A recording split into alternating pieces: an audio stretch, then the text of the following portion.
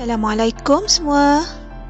Pelajari subjek pendidikan Islam tingkatan 3 dalam bidang akidah yang bertajuk Beriman kepada Rasul, Unit 1, Konsep Kenabian. Subhanallah, apakah yang dimaksudkan beriman kepada Rasul? Iaitu meyakini bahawa Allah Subhanahu Wa Taala mengutuskan para nabi dan rasul kepada umatnya dan meyakini pengutusan 25 orang rasul yang disebutkan di dalam Al-Quran secara khusus.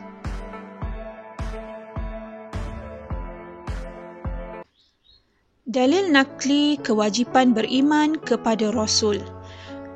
Firman Allah Subhanahu Wa Taala, A'udzu billahi minasyaitonir rajim. Amana ar-rasulu bima unzila ilaihi min rabbih wal mu'minun. Kullun amana billahi wa malaikatihi wa kutubihi wa rusulihi la nufarriqu baina ahadin min rusulihi. Surah Al-Baqarah ayat 285.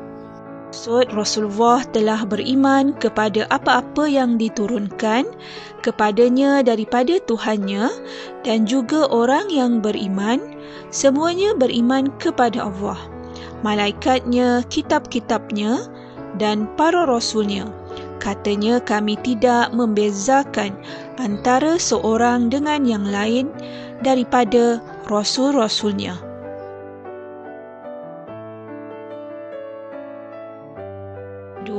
Kewajipan beriman kepada Rasul. Rasulullah SAW bersabda dalam hadis yang diriwayatkan oleh Sayyidina Umar Al-Khattab, "An tu'mina billahi wa malaikatihi wa kutubihi wa rusulihi wal yaumil akhir wa tu'mina bil qadari khair wa syarri." Hadis ini bermaksud bahawa kamu beriman kepada Allah Subhanahu Wa Taala, malaikatnya, kitab-kitabnya, para rasulnya, hari akhirat, dan kamu beriman kepada qadar Allah terhadap perkara baik dan buruk.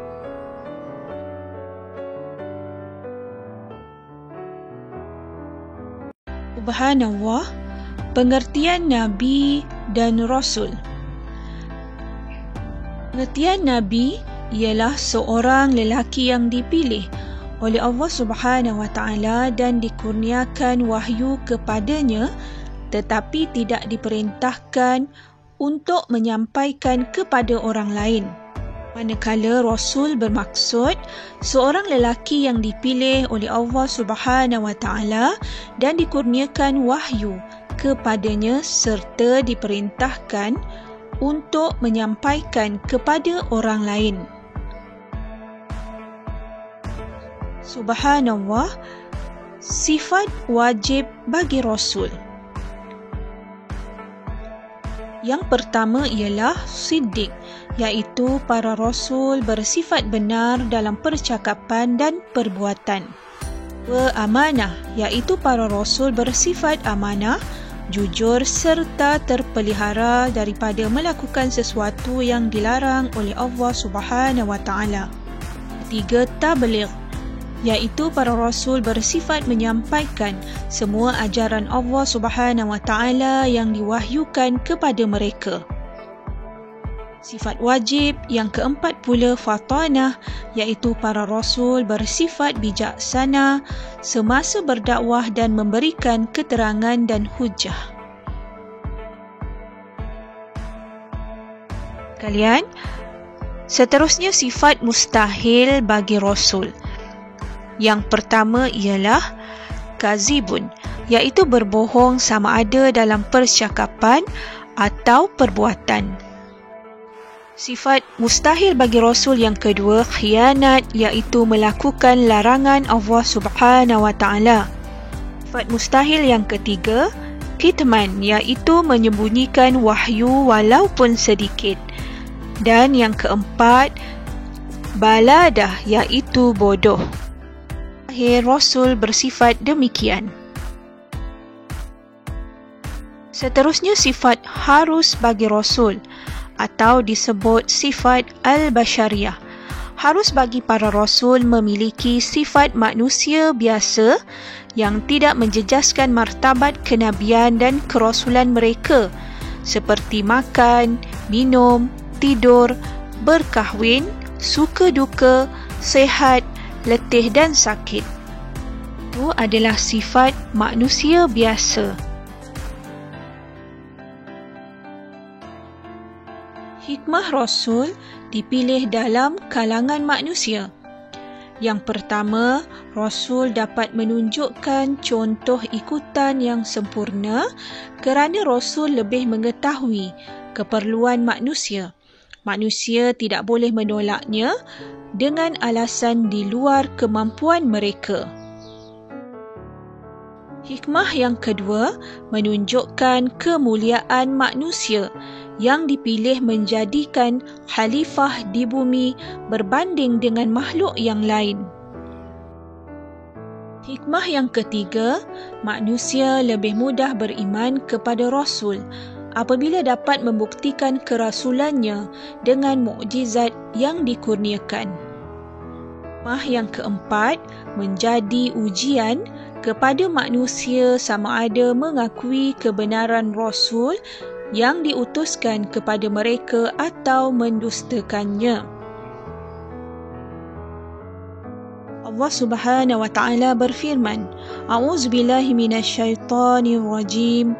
Wa ma arsalna qablaka minal mursalin illa innahum la ya'kuluna at-ta'ama wa yamshuna fil aswaq.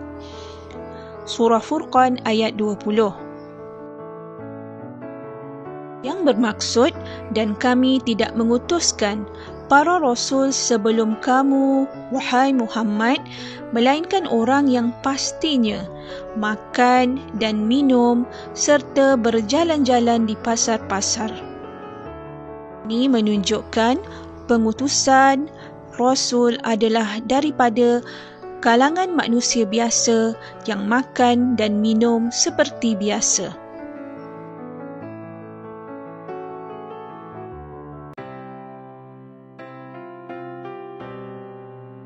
Anak-anak sekalian, apakah yang dimaksudkan dengan ismatur Rasul?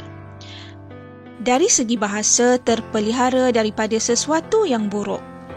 Segi istilah pula, pemeliharaan Allah Subhanahu wa taala terhadap para rasul daripada melakukan dosa dalam apa bentuk sekalipun, sama ada dosa kecil atau dosa besar.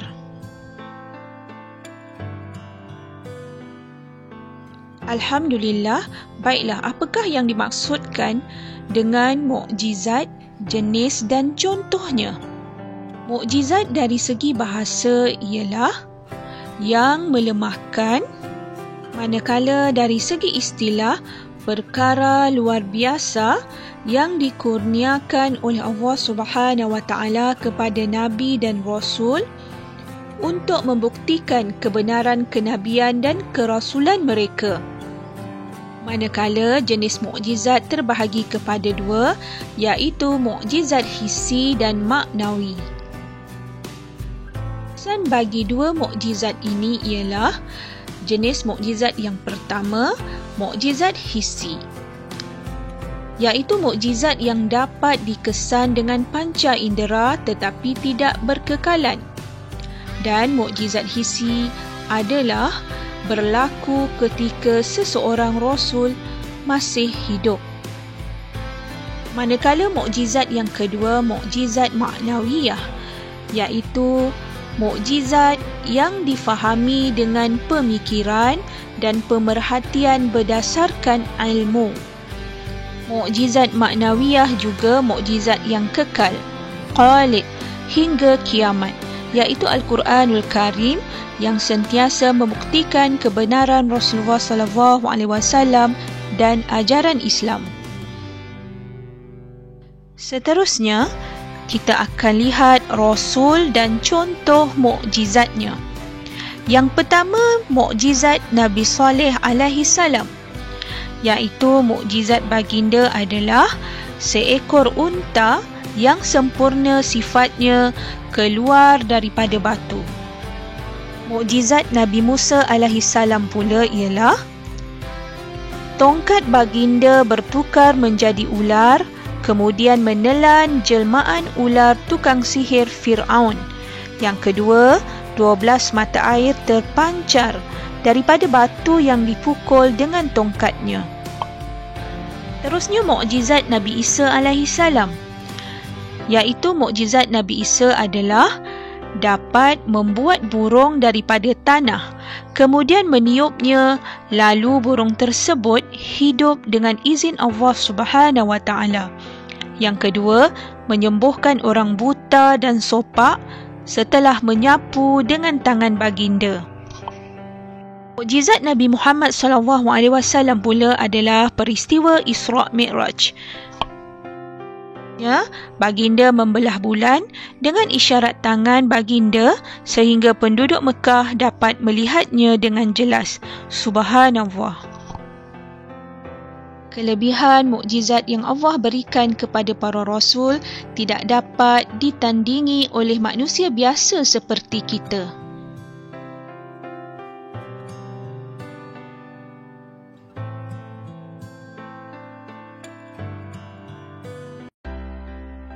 Alhamdulillah.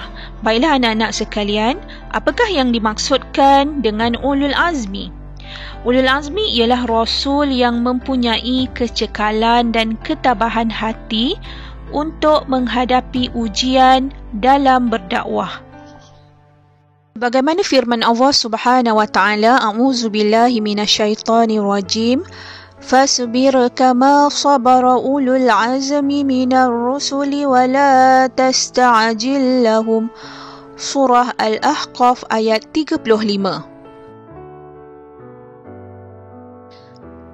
Yang bermaksud, maka bersabarlah engkau sebagaimana sabarnya ulul azmi daripada kalangan rasul-rasul, dan janganlah engkau meminta disegerakan azab untuk mereka. Menunjukkan bahawa kita perlu mencontohi sabar kerasulan rasul-rasul ulul azmi. Anak sekalian, contoh kecekalan rasul ulul azmi.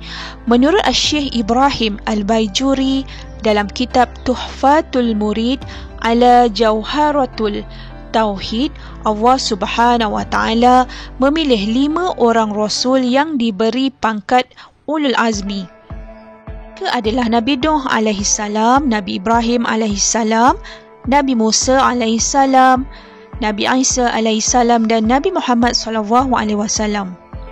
Kala Nabi Nuh alaihissalam adalah berdakwah selama 950 tahun, siang dan malam, tetapi hanya sebahagian kecil sahaja umatnya yang beriman. Kebanyakan umat baginda kufur, termasuklah isteri dan seorang anak baginda.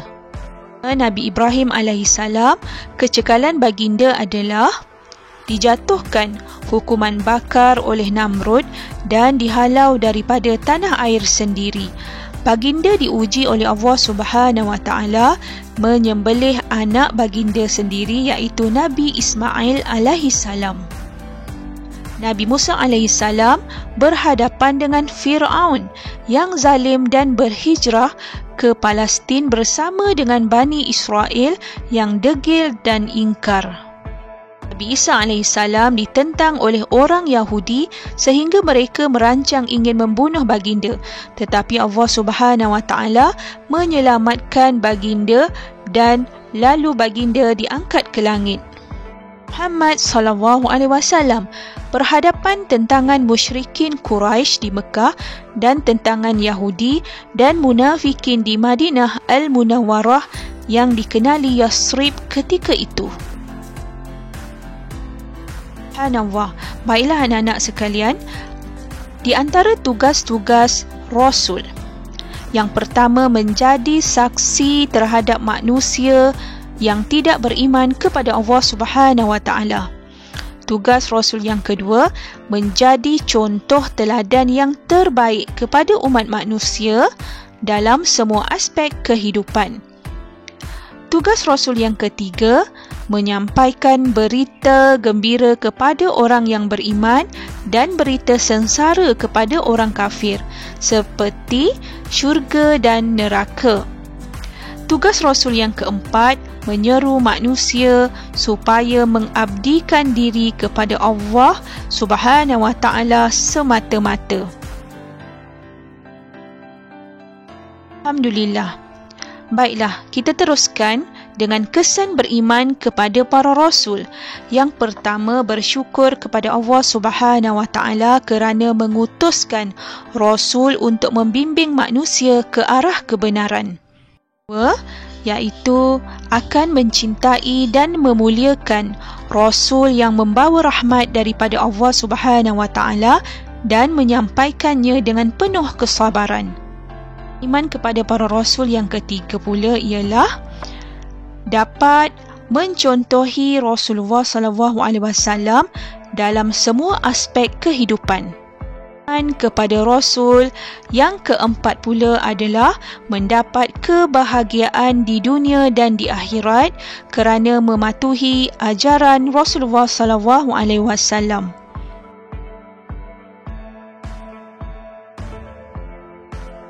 InsyaAllah, baiklah anak-anak sekalian, latihan pengukuhan disediakan di bahagian description pada link yang diberi.